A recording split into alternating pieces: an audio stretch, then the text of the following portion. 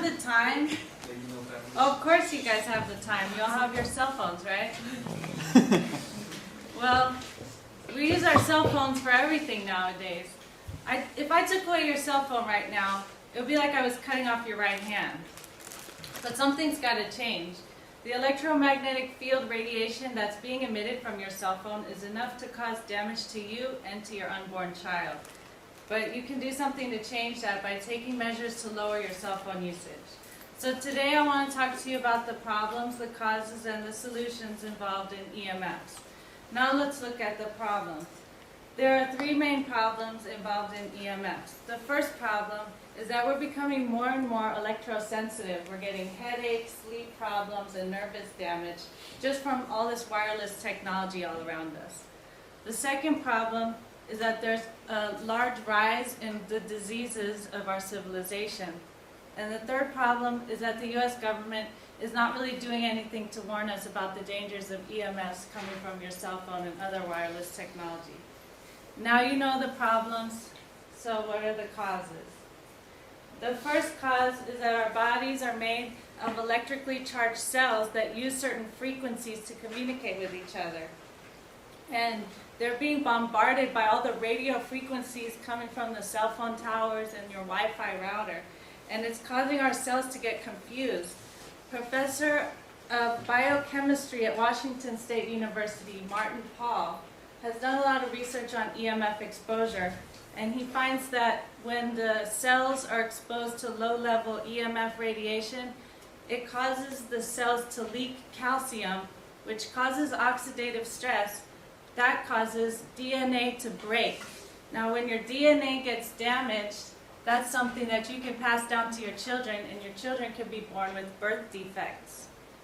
And to give you another example of how bad EMFs are, in 2004, the International Association of Firefighters banned cell phone towers at firehouses because it was making firefighters sick. Dr. Sam Milham reports some of the effects on the firefighters were headaches, sleep deprivation, slowed reaction time, depression, and abnormal brain scans. Who wants that to happen to firefighters? So they had to get rid of the cell phone towers. The second cause to electromagnetic field problem is electricity.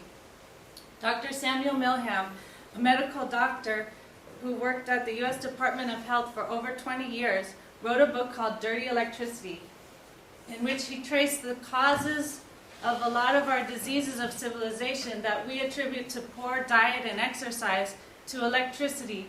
Since the 1930s, when electricity started being installed in our homes, people got sicker and sicker with all kinds of diseases and cancers. And the worst thing about electricity is dirty electricity. And that's what happens whenever you plug your cell phone charger into the wall. When it's converting AC to DC and there's a micro surge in the power, it changes the AC sine wave into a dirty high frequency wave. And that causes lots of cancers that Dr. Milham has noticed, like leukemia and breast cancer. The third cause to the problem is that the federal government is really not doing anything because they're colluding with the telecommunications industry. Look it up on Wikipedia. Who is the head of our FCC, Federal Communications Commission?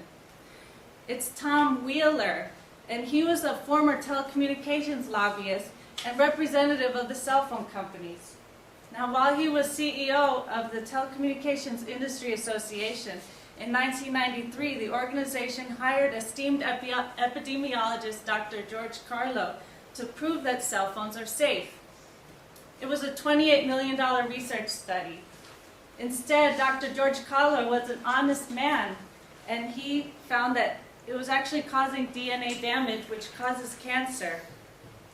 Needless to say, the industry slashed his funding, but he still published his results in his book, Cell Phones, Invisible Hazards in the Wireless Age.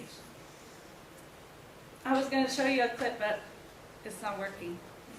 And now that we've discussed the causes, let's look at the solutions. We may have very little control over the environment when we're in public. When you go into a coffee shop, there's always going to be Wi-Fi. But in your own home, you can take measures to protect yourself. So the first solution is don't use your cell phone as an alarm clock. I want everybody to go home, go on the internet, and buy yourself a battery-powered alarm clock for $15 today. Because you don't want the microwave radiation penetrating your brain while you're sleeping. You could get brain tumors. And turn off your Wi-Fi router before you go to sleep too. And don't put the cell phone up to your head when you're talking to somebody. Make your cell phone call short as possible. Text whenever you can. And don't charge your the second solution is don't charge your cell phone charger in the wall in your own room. Put it in another room because it's creating dirty electricity. And you can also buy a Stetzerizer filter for $35 that'll filter out dirty electricity. The third solution is to keep yourself healthy. Eat a lot of foods with high antioxidant value. Ann Gittleman, author of the book Zapped, says blueberries, asparagus, and artichokes are good to start off with. And it'll protect you from DNA damage. So now that we've gone over the problems, the causes, and the solutions involved in EMF radiation, let's conclude.